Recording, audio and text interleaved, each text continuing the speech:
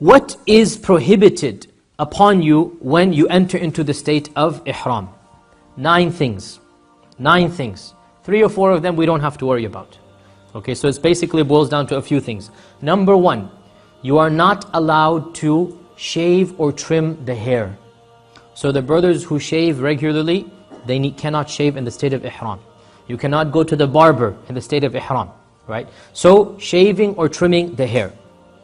And this prohibition also applies to women.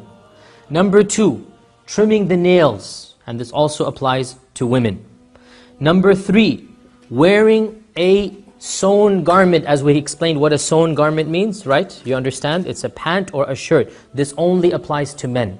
Women wear their regular clothes, shalwar kameez or whatever they're wearing, their regular clothes. There is no prohibition on that. Their skirts, blouses, dresses, whatever they're used to wearing, culturally that is what they will continue to wear in the ihram. Right? So number 3 for men is to wear a garment that has stitched, we explained what stitch means. Number 4 for men only, covering the hair.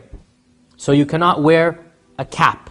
You cannot wear any type of turban. Anything on the head is not allowed again for men. For women, of course, they wear their hijab.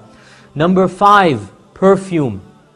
And this applies to clothes and body. So you avoid perfume.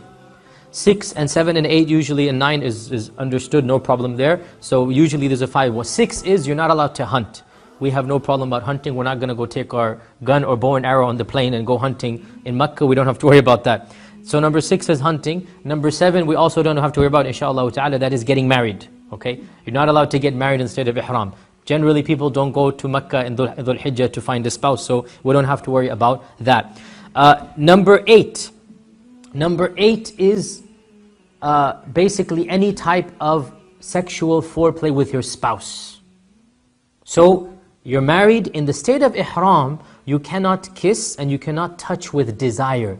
You may touch without desire. You may hold your wife's hand so that you don't get lost. You may protect your wife from the crowd by basically holding her and making sure that, as you know, there's a lot of rush. During tawaf, it's very necessary for a husband to protect his wife, right? Because there's too much shoving and jostling. So you may do this, not a problem. Touching is allowed, but sexual touching, foreplay is not allowed. Right? And then number 9, and that is one of the most severe penalties, that is actual intercourse with your wife. This will nullify the Hajj in the state of Ihram.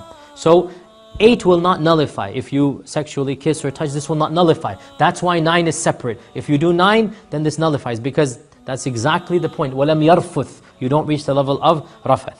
Allah.